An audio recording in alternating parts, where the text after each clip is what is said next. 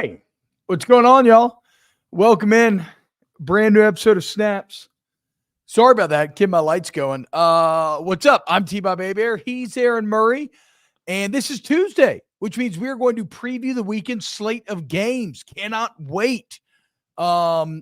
I think it's not the strongest weekend, but it's not bad. There's a lot of good games to break down, and we'll touch them all. And again, do not take that not the strongest weekend thing too seriously, because what bums me out is I look up and we're 5 weeks into this thing already, man.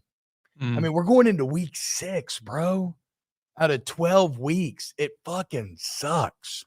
Like, all of a sudden you look up. Now, thankfully, we have the playoff and an extended season now to look forward to afterwards. But, like, make sure that we do not take any of these Saturdays for granted, guys. Aaron, what's up? How we feeling today, dude? Dude, it's October. It's October. Like, this thing is flying by already. That's right. Welcome in to a brand new episode of Snaps. Here we get extra spooky. I will say I missed this. So I grew up in Georgia, and the leaves used to change. It actually used to get cold in October. Here in Louisiana, in Baton Rouge, it is 90 degrees outside today, and everything's green. What is it in Georgia? It is 76 degrees in Georgia. Jesus fuck! So very nice. Feels good. Only I didn't have a Thursday game this week. I had to go hit some golf balls this afternoon, but I got to Did you go to prep and other shit? Yeah, what was you? I have to work. Did you go to did you just do a Borat impression with the very nice? Very nice. Very nice. Yeah, just the hottest reference on the street there. Sacha Baron Cohen's Borat. Even though I saw, and I used to love Sacha Baron Cohen growing up, but I never saw this. I saw a clip of Bruno. Do you know his character Bruno, the gay German guy? Yeah. Going to a Alabama football game. Oh. Which I don't know. Like, maybe one day we should do just a demonetized. I need to find somewhere to watch that, because I don't get copyright struck right immediately. So I don't want to get one of the. That's what I'm saying. I don't want to get a whole show copyright struck that, but I would love to watch that on YouTube sometime and break it down, because it was really funny, the clip that I saw of it. All right, so games that we're going to preview today. We're going to start with Auburn, Georgia. Then we got Mizzou, Texas A&M, Ohio State, Iowa, Ole Miss, South Carolina, Tennessee, Arkansas. And then I might just mention some other sneaky good games. I have a shocking game that doesn't matter. And Aaron, probably the biggest news of the day, Sacramento State trying to avoid the Pac-12. How about it, dude? Does that not get you excited about the Pac-12 even more? You are one of one for excitement for this Pac-12, TBob. Gonzaga's joining. It's a big deal for basketball. Yeah. Also, in all seriousness, the only thing about the Sacramento State story that does kind of blow my mind, and we'll talk about it more at length maybe later. They've secured $35 million in NIL funding. That's like, for what they're trying to do. They're not trying to be out here and compete with Ole Miss or Texas. Like, for what they're trying to do, if you have the right coach, that could immediately make you good. And they're already pretty good. You don't think? 35 million. Why are you squinting your eyes? Go to Sacramento State. But I mean, look who they're going to be competing with. Basically, the Mountain West, like that caliber of team. You're telling me that $35 million in NIL money isn't going to overspend on average to below average players? That's a no. You don't overspend. No, you don't overspend. You just win. Said they're not competing with Ole Miss and all the SEC schools, so they're going to be overspending on mid players. No. Also, y'all, no. Remember, this is where Stanford's head coach came from. Even though I think they actually beat Stanford. Their offense is fucking awesome. You're tripping, dude. Okay, mark the tape. Mark the tape, because you guys know. I'm pretty much always right. Mark the tape. Sacramento State, gonna be good. Now, mark this, and in 3 or 4 years, we'll come back to it.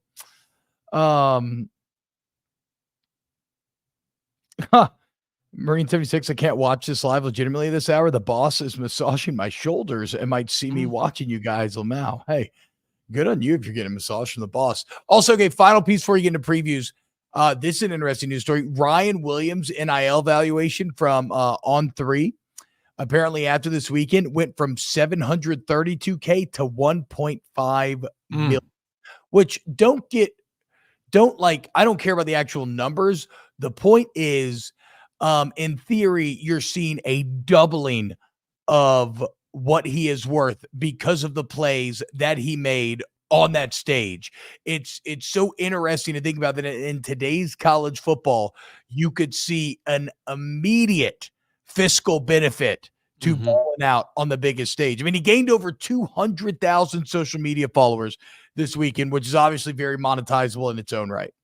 He should hold out until he gets a new contract from their NIL collective.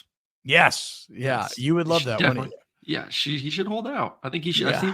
I think he should hold out, especially when they play LSU, when they play Georgia rematch. Like, demand more money. You're worth it, kid. Demand more money. If you don't get it, don't play. Just sit out. Something tells me the Tide would come up with the money. The Alabama would. fans right now. I think he could pretty much ask for the moon, and they would rope it for him. I've got awful allergies. That's the worst part. I'm not even getting any fucking fall, and yet I've got these like seasonal change allergies. It's pissing me the fuck off. All right, let's go ahead. And guys, again, like, subscribe. Thank you for supporting the channel. We continue to grow every single day. Y'all are the freaking best. Let's go ahead and dive into our first preview of the day. The South's oldest rivalry. One that looked like it was maybe imperiled, but we're at least getting it this year, and that is Auburn versus Georgia. That's right. Two teams, both coming off of very disappointing losses. Two teams, though, currently occupying vastly different success levels, both as a program and both as in terms of how they've played this year. I would say this off the bat for Hugh Freeze.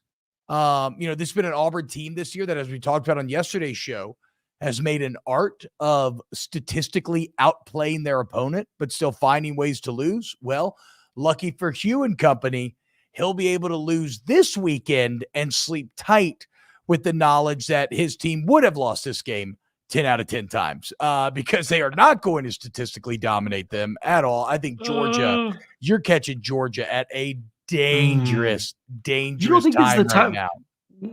Would you not rather have Georgia go through a devastating loss?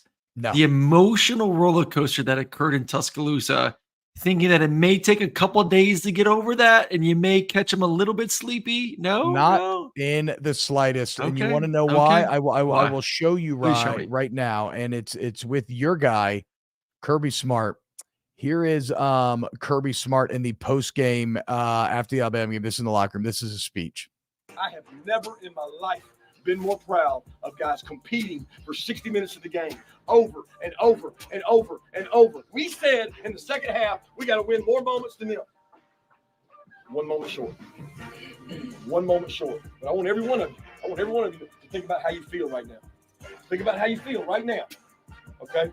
Right now, how you feel. Because how you respond to this tells me everything about who you are. But you know what? We better get better. Team on 3. I love every one of you, man. You're fighters. Team on 3. Team on 3. 1, 2, 3. Like a team that's dejected. Okay, the Auburn's Does that sound like I haven't seen that yet. I haven't seen that sound yet. like a coach that's not ready? No, bro. This is going to be and it's Auburn's first time leaving Jordan Hare. Yeah, I know. That's the crazy part too. They haven't been on the road. Georgia's going to be back at home in Sanford. They're so angry. They want to make a statement. And what better opportunity than a hated rival that is limping along that you can come and just publicly disembowel for all to see. Auburn is absolutely fucked.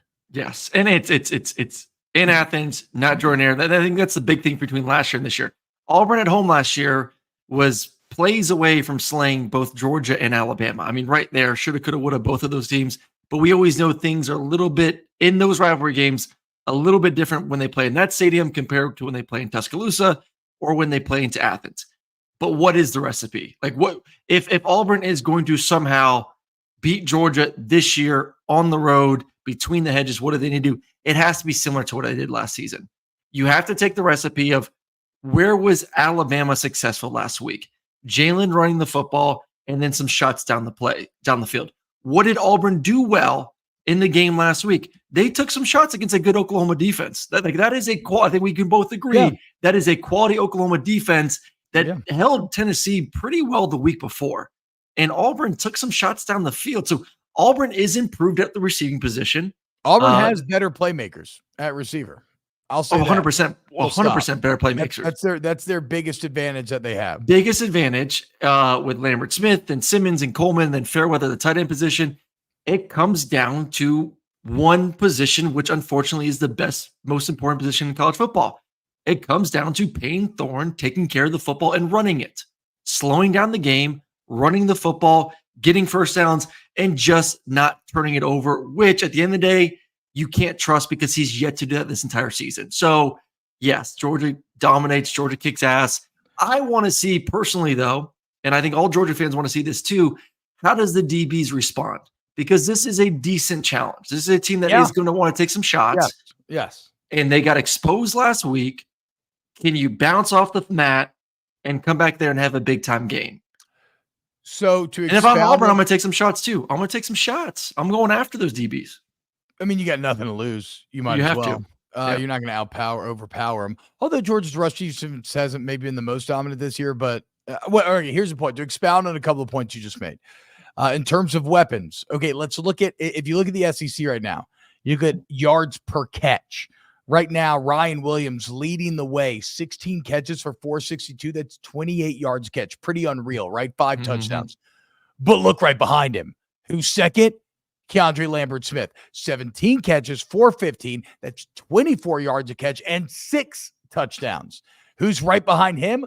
Third in the SEC, Cam Coleman, 9 for 212. That's 23 yards a catch. So yes, Auburn has the ability to be explosive. They have the advantage in terms of wide receivers. To expound on your turnover point, though, Auburn is a true to God, unbelievable minus 11 in the turnover department, guys. Minus 11. They average losing the turnover battle by 2.2 turnovers per game. To give you some context, that is dead last in the SEC. Florida at -1 per game is second to last. Then Arkansas is minus 0.4 per game. And then already it's dead even. Like there's only 3 teams that even have a negative turnover ratio, and Auburn is just an outlier of bad. So I feel you. Like that is the recipe for Auburn, but it's a recipe that just won't. It hasn't been proven yet. You've had 5 games where, that's 5 games where not it's on like, the road. Okay, not on the road. So in last week's the 1 interception, going back and watching the tape of the Auburn game, there was 2 or 3 plays in the first and second quarter that could have been interceptions too. So it wasn't like he was having this incredible game. Like, there are some big plays on the field that should get fans excited for Auburn's potential going against, once again, a quality defense at Oklahoma. But there were multiple bonehead decisions early on that could have been catastrophic that they got away with. And then bam, all of a sudden the fourth quarter comes along and he finally throws the pick that he's kind of been dangling in front of the Sooners, and then they take it back for a pick 6. So I just think 2 things that need to be done. Georgia has to be better defensively, so you'll get that challenge, and we'll see, can Georgia be better in that area? And then 2, better defense. This was kind of like Carson's big game last year versus Auburn. Like he came out there in the 3rd and 4th quarter, had the big moment, which gave Georgia fans the confidence. How does he bounce back a little bit too? Like I want to see what kind of nerves he's at, because hasn't been challenged a lot in his career. The big 2 times he's been challenged really against Alabama have not come out his way. Yeah. How does he bounce back from that a week later? Because when they lost to Alabama a year ago, the bounce back was 3-4 weeks later against FSU. And that was just like an FSU team that was, not non-existent at that point with the transfer portal and guys declaring. What does he do a week after losing a football game? How does he respond is something I'm going to keep my eye out, on for as well. Yeah, especially because his first half last week was god awful. Yeah. Second half really awesome until maybe that last throw. What about this though? Like, does Georgia's defense really? I get what you're saying, in that the DBs allow that big play at the end, and that's inexcusable and fucking heartbreaking, and you erased what would have been the greatest comeback in school history without a doubt. But I don't know that I feel like Georgia's defense has much to prove. I feel like that's more of a function of Jalen Milroe being otherworldly and Ryan Williams being just an absolute freak. So I like, is it a confidence Georgia's builder against Lambert, Smith, and Coleman? Yes, but I still think Georgia's defense is going to whoop Auburn's offense's ass this week. I get it, but I need to see guys on the outside winning and making plays, because that is the weakness of the defense. That is the part of the defense that, go back to Clemson week 1. Cade Klubnik had opportunities to hit big plays down the field, and he missed it. He missed them. He had 3 or 4 where guys got on top of the Georgia's defensive backs, and he underthrew them. Since then, Georgia has not been challenged until Alabama, and then guess what?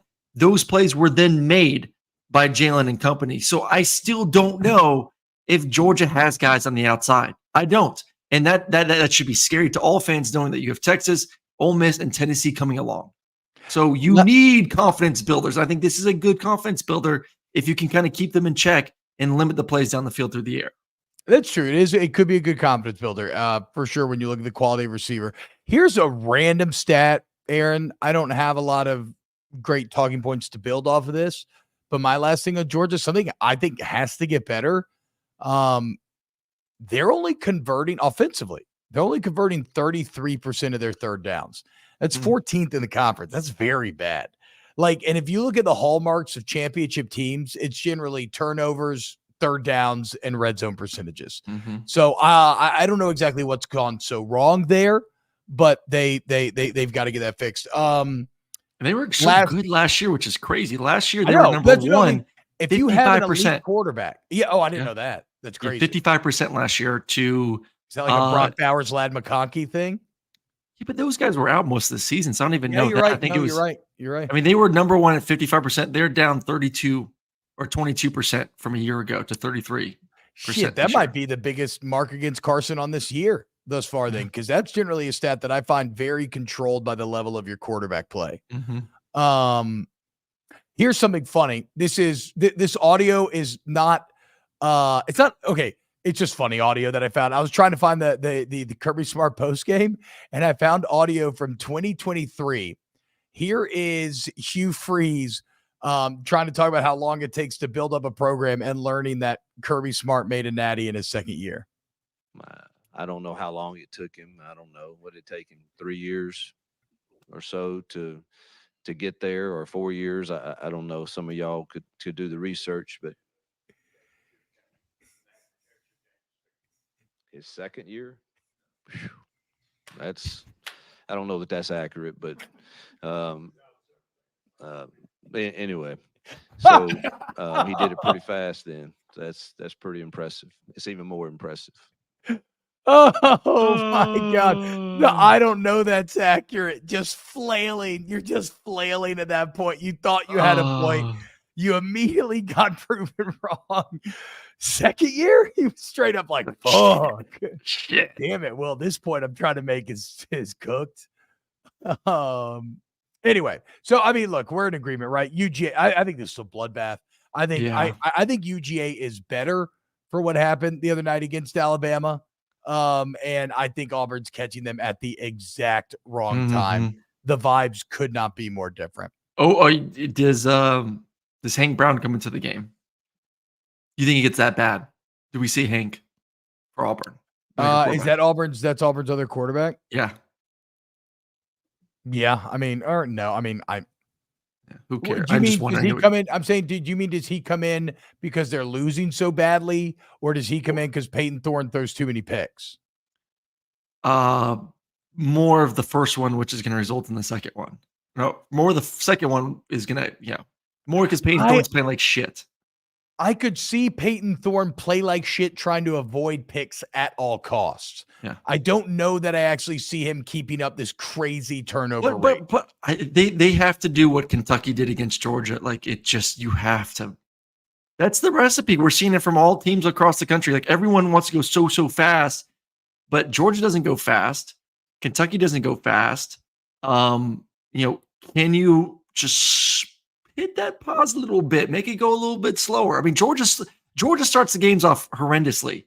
First half versus Clemson, first half versus Kentucky, first half versus Alabama. Like if they can't figure that out and Auburn can slow down the first half and kind of hold the ball a little bit, like it could be an interesting game for two quarters. Okay. Just saying. Speed it up. Just saying. Okay, Just so what are saying. you picking? So what are you picking then? Georgia, of course. Yeah, to smash. What's the spread?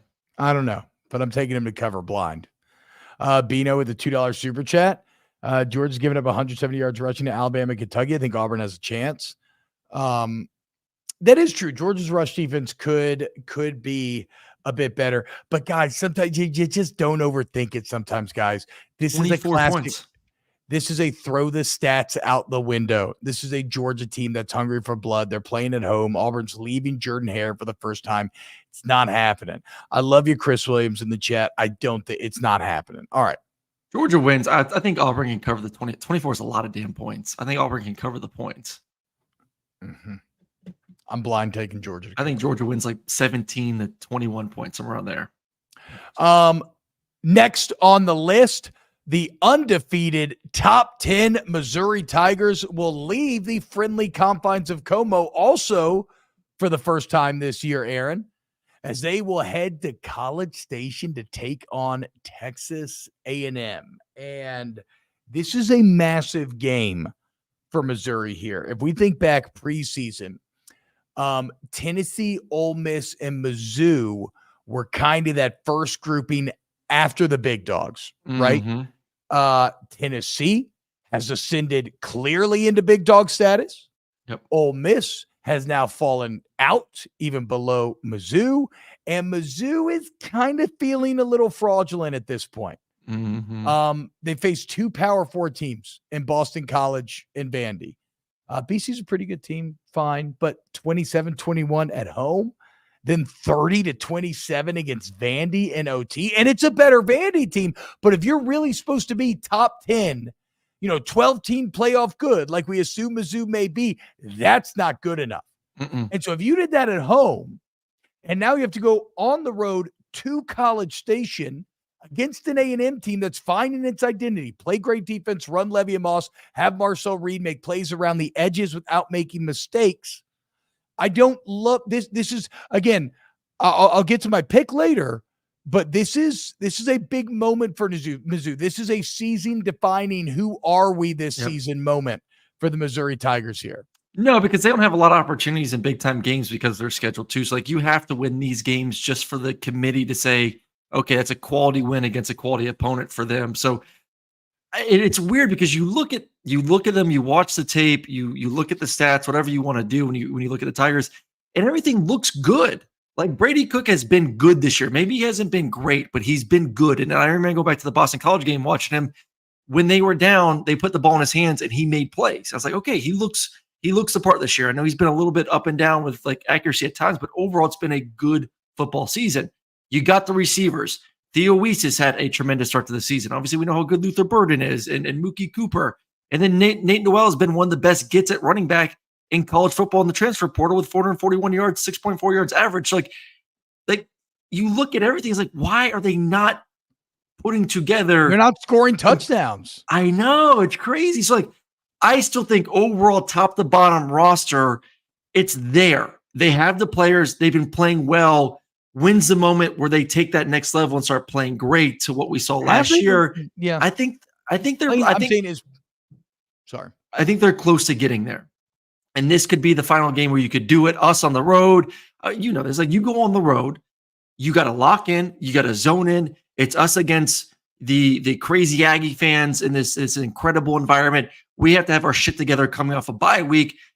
I think this could be the perfect storm for Missouri to finally put it all together, which I think they're going to be able to do against the Aggies. I think this is the moment where they not necessarily ascend to big dog status, but kind of let the country know that, hey, we are a top 12 team. We are a playoff team. No, if they win this game convincingly, I won't put them in that Tennessee, Georgia, Alabama, Texas grouping, but they will be a step above Ole Miss, and they will be 12-team playoff caliber if they win it convincingly. The thing is, though, this is a pretty tested A&M bunch. You open the season with College game day against a good Notre Dame team.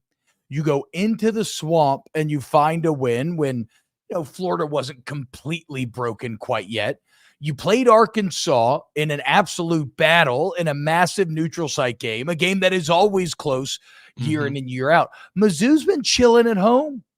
Yeah. Beat up on a couple bad teams, played, Boston College is pretty good. Again, Vandy's better, but they are not nearly as battle tested. And the thing with Brady Cook is, look, the bottom line, I like him, but he's not playing that great.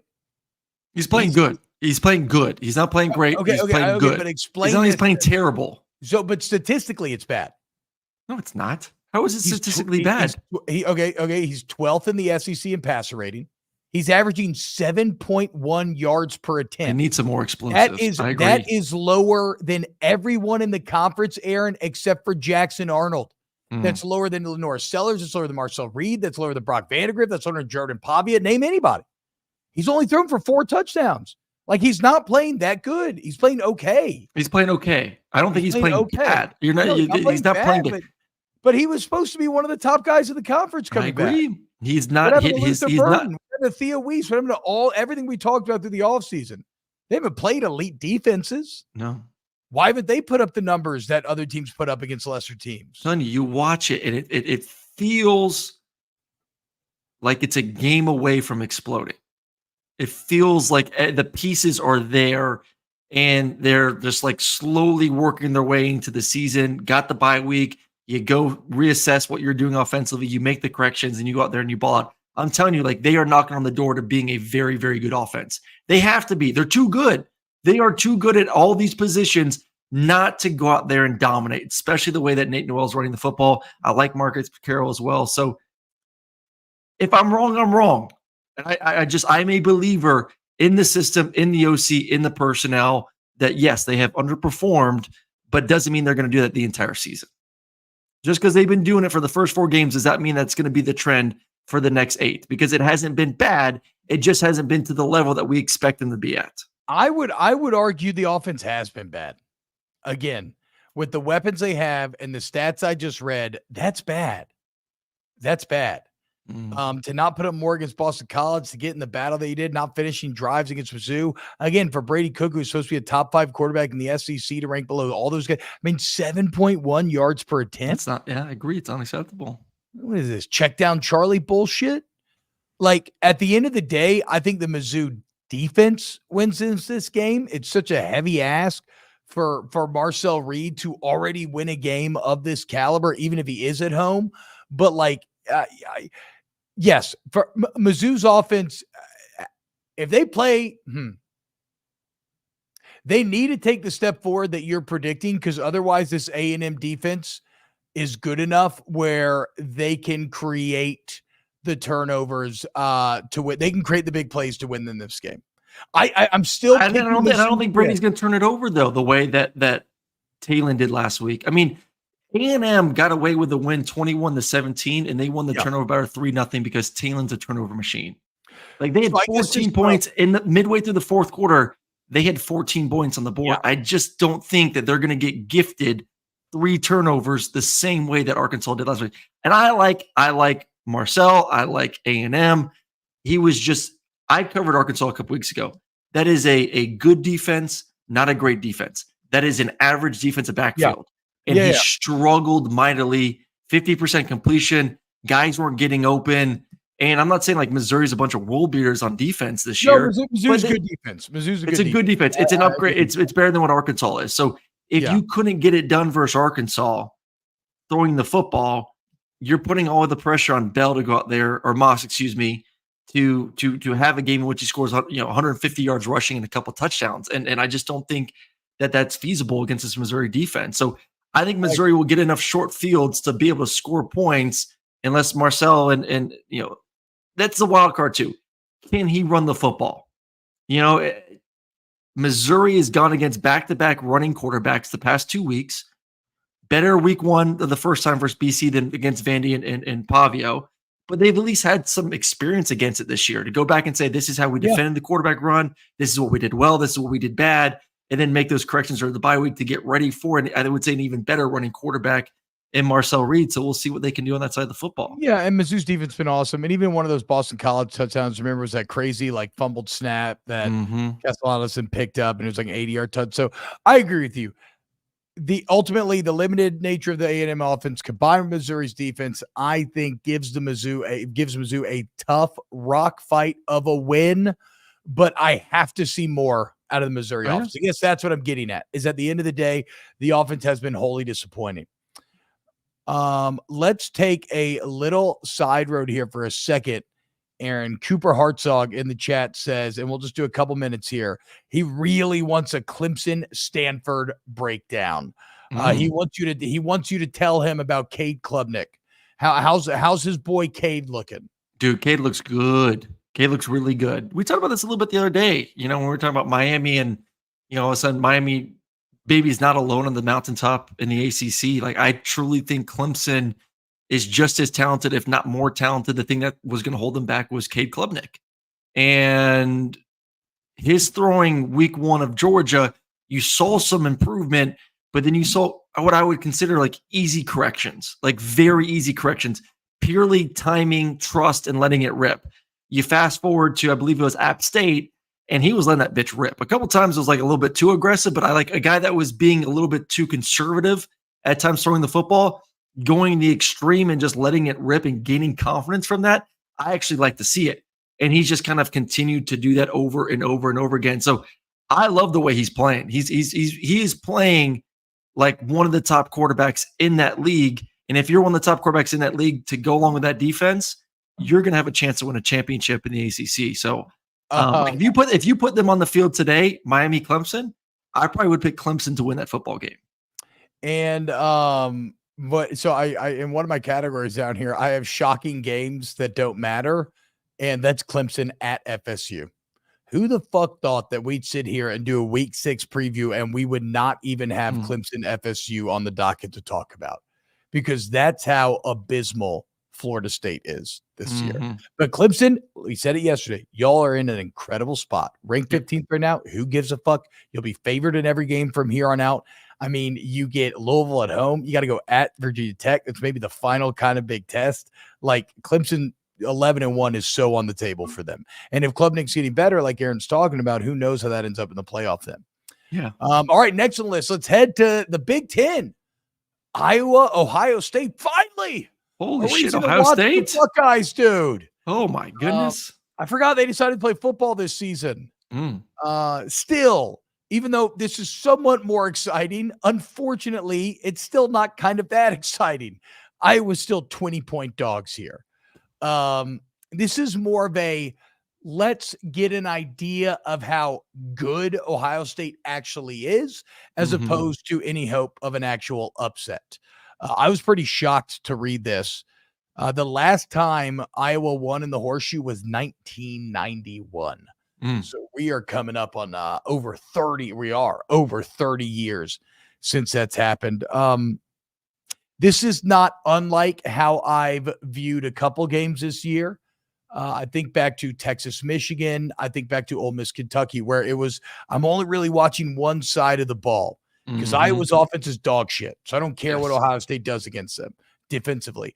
But how does Will Howard and this weapon-filled offense look against obviously a very good defense in Iowa, one that is traditionally great? Like it is in Texas, for what it's worth, they passed that test with flying colors against Michigan. Ole Miss failed it against Kentucky. How will Ohio State's offense look now that they actually have to play a defense with a pulse?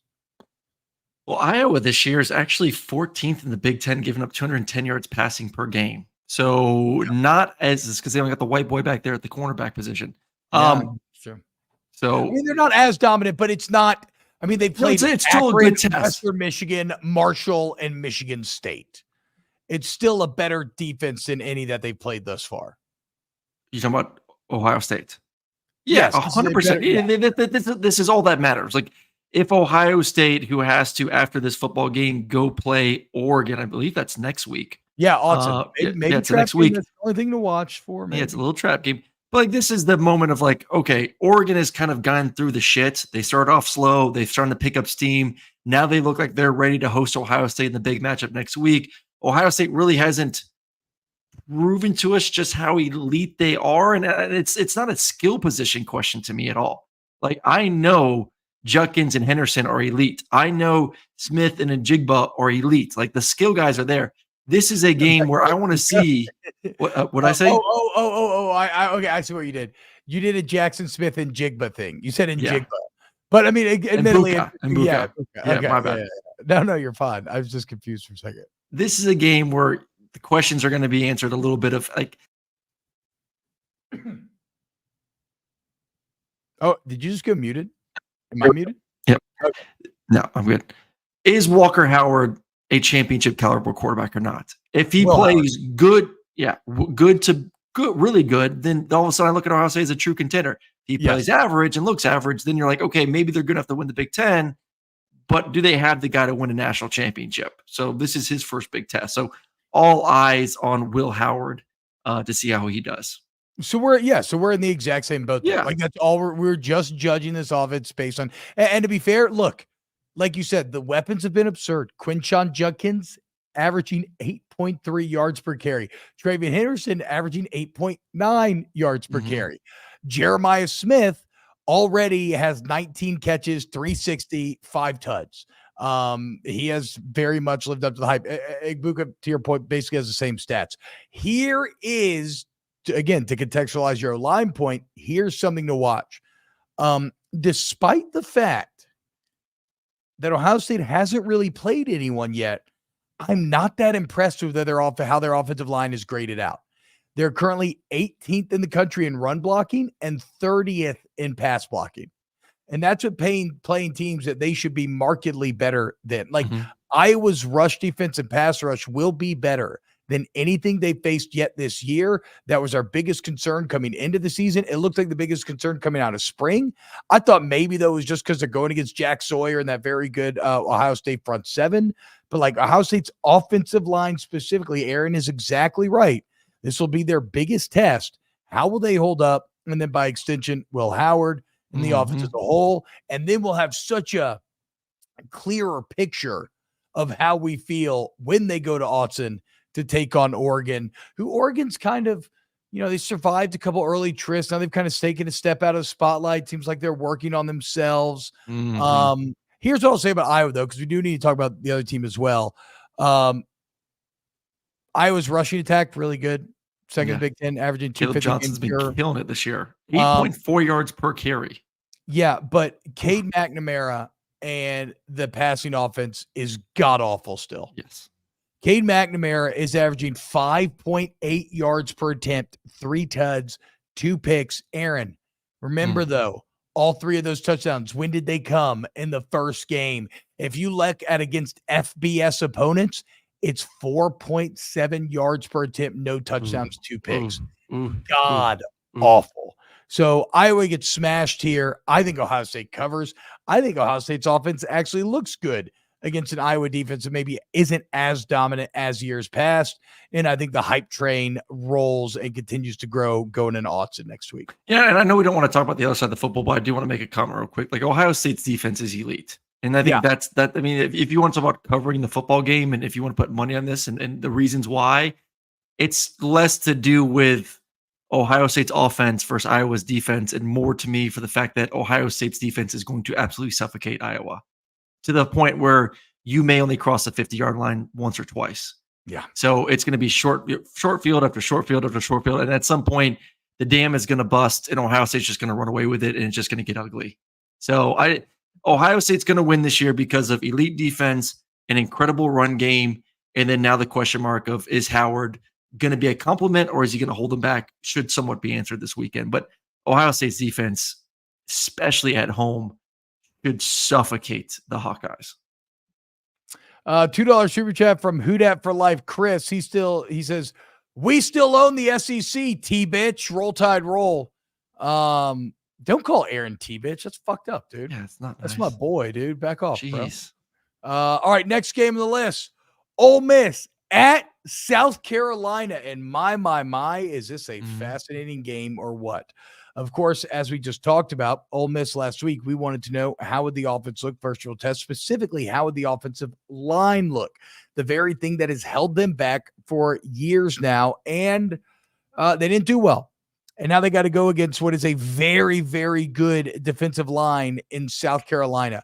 Lenore Sellers is going to be healthy, Aaron. I know you had some questions about that. Pete Thamel said he is good to go. No injury designation even listed on the chart. I think Ole Miss wins the game because ultimately I think South Carolina is just too flawed offensively. Although I would have said the same thing about Kentucky, to be fair. Yeah. But Kentucky was trending in the right way offensively. Yeah. Also, we saw Kentucky control a game on the lines of scrimmage against Georgia, right? I saw in South Carolina's best game against LSU this year, or maybe it's against Kentucky, actually, right? But against LSU, I saw a defense that second half that, despite being very could not get off of the field. And I think Ole Miss's offense is probably still slightly better than LSU's here. It comes down to for Kentucky, I would have loved to see if Lenore Sellers was healthy a week ago or 2 weeks ago before the bye, and he went out versus Akron and started to work out some of the kinks. Yeah. And the fact that he hasn't played in 2.5 weeks, to me, is a little bit concerning. And yeah, you love the fact that he's healthy heading to this game. But this is an Ole Miss defense, and I know you don't love this stat, but it's a really good defensive line. The personnel is there. I'm going to counter this. I know you're going to counter this. But the personnel does warrant a little bit of respect when it comes to the numbers of what they're doing defensively. This D line is giving up 50-something yards per game, number one rush defense in the SEC, 46 yards. And Brock last week running quarterback only had 3 yards rushing. I know you count sacks too. I know sacks go into it, but still did not have a lot of yards rushing. They stayed on the field because he made some completions with his arm. The D line is they're really, really good at rushing the passer.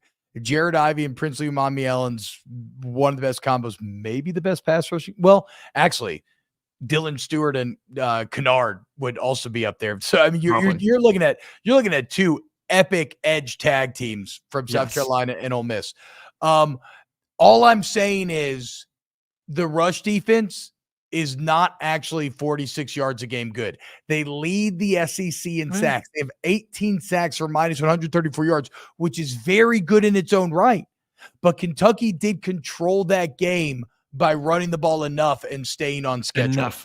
3 yards pop, 4 yards a pop. So Brock was Brock was also very accurate on critical downs throwing the football. Yeah.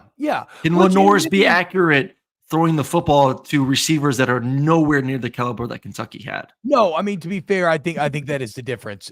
Kentucky showed a consistency that I even think they would find hard to replicate if you played that game again. Maybe not, because they kind of did it against Georgia. But they showed a consistency that I think a South Carolina team is still just a little too flawed. They have no weapons on the outside. I mean, Mazio Bennett's a true freshman. South Carolina's offensive line is not good. I don't think so, at least.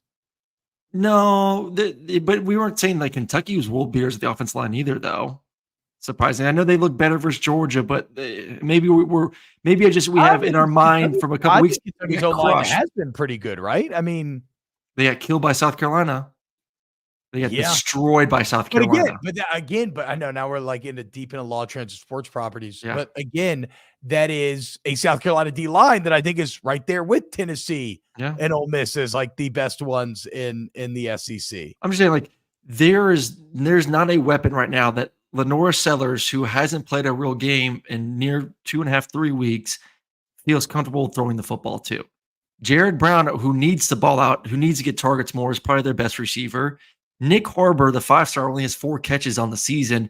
There is just nowhere to have trust. They are very, very one-dimensional, and I think Ole Miss is good enough at all 3 levels to eat them up. This is the game to me. It comes down to, can Ole Miss's offensive line grow enough in 1 week? I don't think it is. I think this is a low-scoring game. I think South Carolina at home, the crowd with those 2 defensive ends you talked about, can keep it close, but I just don't know if South Carolina can get enough on offense to win the game. KMC saying, I agree. It's a lack of consistency offensively, especially against an Ole Miss team that I don't think you're going to be able to achieve the insane ball control that Kentucky did. KMC says Vandergrift's been pressured in nearly 50% of his dropbacks, and O-line's not good. They're good run blockers. I will say that. I like how they ran it against Georgia. I like how they ran against Ole Miss.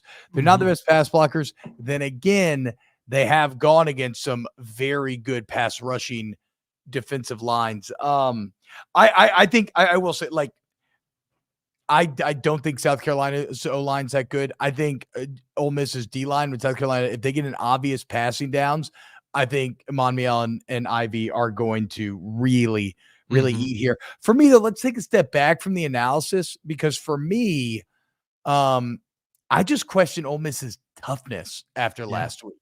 You play such an easy schedule. You finally get an okay game at home, not a super hard game, but a step up in competition. You get punched in the mouth and you fucking fold like one of those badass rocking chairs that I bring to my daughter's soccer games. Like, it was so fucking sad how there was just no response there, and they allowed themselves in their own stadium to be dictated to. And now you got to go to a Williams-Brice. It's going to be loud and going to be fucking insane. 2:30 in the afternoon, perfect weather. Crowd's going to be locked into the entire time. Like, Ole Miss on paper should win this game and should win it handily. But I have insecurities now because of the complete and utter lack of toughness showed last week. Also, like, path to success for South Carolina, obvious. Lenora Sellers gets 5 or 6 rushing first downs. I mean, if you have to take the blueprint that Kentucky had versus Ole Miss, and you have to completely do the same thing. 40 minutes of possession time to 20 minutes possession. You have to double that up. Plain and simple. Yeah. Because I think South Carolina is easier. It's so easy. So, because I will say that South Carolina's defense, I would take over Kentucky's defense, especially being at home. So if you give Ole Miss less possessions on the road against that defense, there's a chance. But yeah, you have to have that recipe. But then it comes down to Lenora. Can Lenoris get 4 or 5 first downs, if not 6, with his legs to extend the drives and eat up the clock? I have a fun Ole Miss South Carolina anecdote that I learned today when reading about this game. The last time Ole Miss visited South Carolina would have been September 24th, 2009. I believe this was year 1 of Steve Spurrier, but Ole Miss came in ranked 4th in the country. Okay. But Williams-Brice is ready. Crowd's going crazy. South Carolina actually ends up winning the game 16-10. But at the end of that game, it's been 16-3 the whole time. South Carolina allows a busted play. Ole Miss makes it 16-10. Ole Miss gets the ball back. And in the middle of a timeout before a 3rd down late in the 4th quarter, the DJ decided to play Sandstorm. And it had been played in the stadium before, but there was something in the air about the mixture of the hype, the 4th-ranked team on the ropes, big 3rd down. They played Sandstorm. ESPN did not go to commercial. I wish I could show you the video, but I want to get copyright strike. ESPN did not go to commercial, and it was just one of those magic moments. The crowd's losing their fucking mind. The players are losing their fucking mind. They come out of the game, out of the timeout. What happens? Big sack, 4th and long. Timeout. They play Sandstorm again. The crowd goes fucking crazy again. They get off the field. It's a top 5 win. At the time, only the 2nd or 3rd in school history. And next thing you know, now Sandstorm's their thing. But that was the night when Ole Miss visited back in 2009. That was the night that Sandstorm was actually born.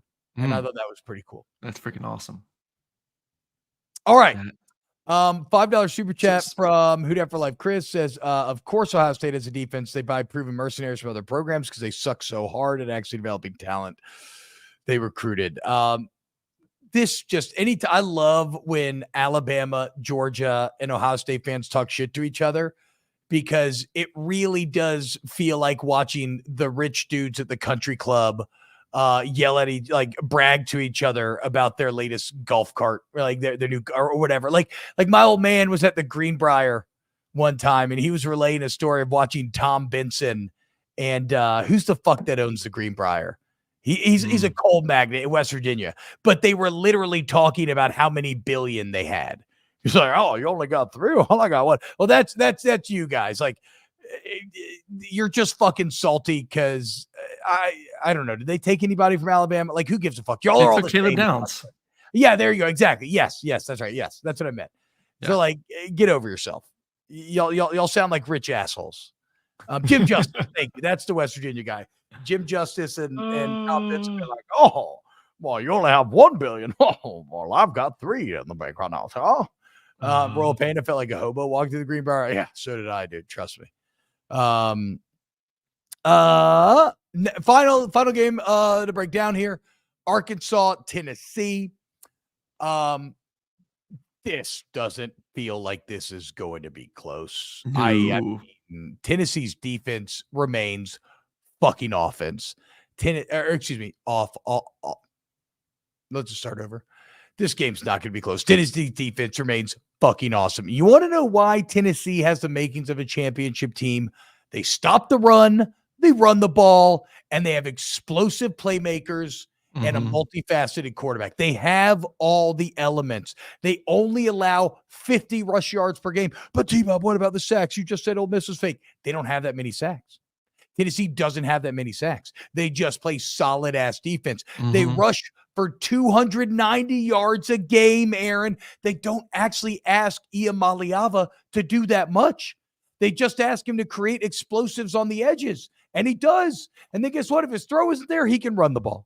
So it's and otherwise, and then on the other side, they're one of the most balanced teams in college football. Yes. There's very few flaws with Tennessee when you look at them from an offensive standpoint, receivers, running back. This is why I was so confident that early in the season that they would be that playoff team ahead of, say, Missouri, because of all the things they have on both sides of the football. This is a game. Taylor Green, who has been overwhelmed at times this season, is going to face a defense in which Tim Briggs brings the freaking heat. 5-man pressures, 6-man pressures, exotic, along with that defensive line. He has not proven to me as a quarterback that he can handle that he can identify a defense, that he can figure out where the pressure is coming from, and then take care of the football. He is a turnover machine. Incredible potential, but right now in his career, a turnover machine. Arkansas will struggle to move the football against this team. And like I said earlier, talking about last week's game with A&M going against Arkansas, which gives me confidence for Missouri, Arkansas's defensive backfield is just okay. Just okay. Yeah. You're going to be forced to put an extra defender in the box, and Tennessee's going to get one-on-ones on the outside, and they're going to take advantage against an average to below average defensive backs for Arkansas. So this is going to be very lopsided. You know what's interesting to me, Aaron, is that you look at Tennessee's receiving numbers, and because, again, I know Tennessee likes to run the ball, right? Yep. But I didn't quite realize just how much they're doing it this year. It's crazy. I think they're running the ball, I want to say almost 40 times a game. I think they're only throwing it like 22 a game. Like they are not. And then you look at their receiving numbers, and nobody has a lot of catches. Like they're really not going high volume pass. Now, Dante Thornton is averaging a ridiculous 34 yards a catch, right? We know Brew McCoy can be super explosive. We know Squirrel can, but it's not like you're going to dive into the stats and see anything overwhelming in the wide receiver department. But you look at Dylan Sampson. Dylan Sampson's a guy making everything work for the Volunteers offensively right now. 10 rushing touchdowns already, 6.5 yards per carry. Dylan, as a team, Tennessee first in the SEC. I said 290 game, also first in the SEC, 5.89 yards carry, 15 rushing touchdowns as a team. So yeah, that's how you win championship. And I'll say this for two young quarterbacks, one makes a lot of mistakes, the other one, Nico, doesn't. Like even the ones versus NC State, very iffy. I mean, he's trying to make a play. I think it's a good throw, just barely missed it by like a half a foot, for goodness sakes. He's a very mature quarterback for not playing a lot of football. Yeah. So he's elite, man. It's crazy that a guy that's only making his fifth, who has only played and started 5 football games. And you said they're not protecting him. They're just going out there and playing a game plan because of the offense line, because of Dylan Sampson. But they're also not having to put it all on him. They're not hiding him. They're not hiding him. But also they're not asking him to do too much, which is the key. He's still young. I think if they did ask him to do much, he could, but there's no reason to. But he could also fall into mistakes. I mean, even look at like a Dylan Raiola at Nebraska, right? They're asking him to do everything, I feel like, or asking him to do a lot. He hasn't made a lot of mistakes, though, at all. What? He has not made a lot of mistakes. No, I agree, but look at how it can rear its head at the worst times. Think about like that OT. Like Raiola's been really fucking good, absolutely, and he's going to continue to get better and better. But ideally, you don't want to ask your young quarterback to have to, even though, again, to your point, Nico's probably good enough where he maybe could. Again, guys, there's not much to say here. Tennessee smashes all the hallmarks of a championship team. I think they roll right along on the road, continue to gain in confidence. Chat mentions it. Shout out Zach. Heupel 4-0 coming off of a bye. It is shocking how legitimate Heupel has the Volunteers already. $5 super chat from King Bronco Walter White style. Y'all think y'all got us, but ain't matter none because y'all ain't got to hear, and our football mans is more tough. Y'all keep hollering like 10 mans. I don't know who this is about.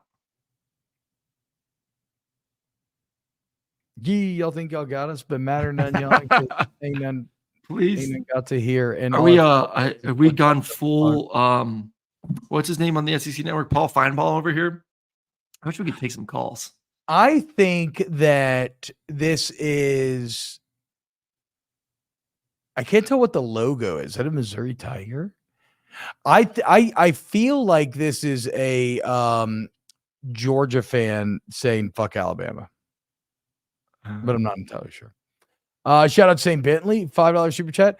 After that intro into the Tennessee and Arkansas, it appears TBob needs to attend the Center for Kids that can't read good. You got this, TBob? Yeah, and after trying to read that super chat. Relax, okay? It's just one minor vocal foible. All right. Other games that I'm keeping an eye on, and Aaron, don't worry, I'm going to get you out on time. Other games I'm somewhat interested in, Rutgers, Nebraska, actually sneaky awesome, 3 p.m. Saturday. I hate to say it. Rutgers feels like the better team.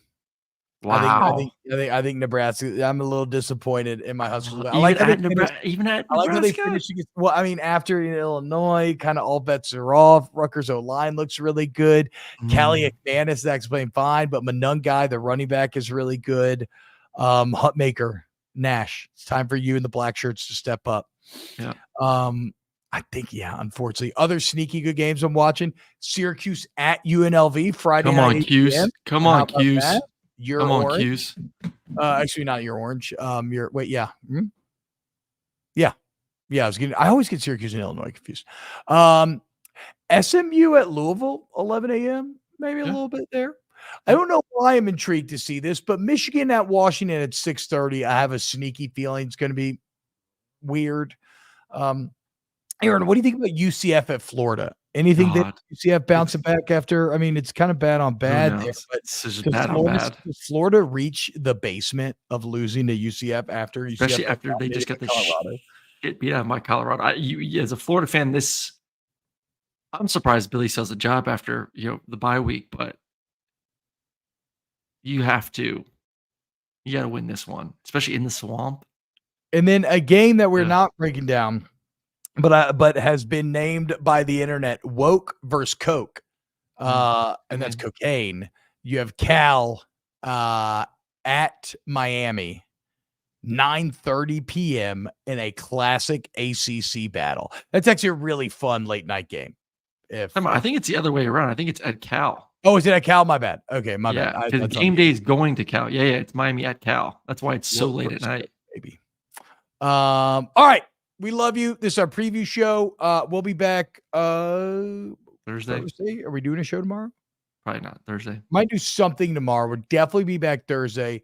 We love you all. Thank you so much. Aaron's got to go on a coach's call. Like the channel, sub to the channel, share it with your friends and family and your in-laws and your spouses and everybody. We love you, and we'll see you on the next episode of Snaps.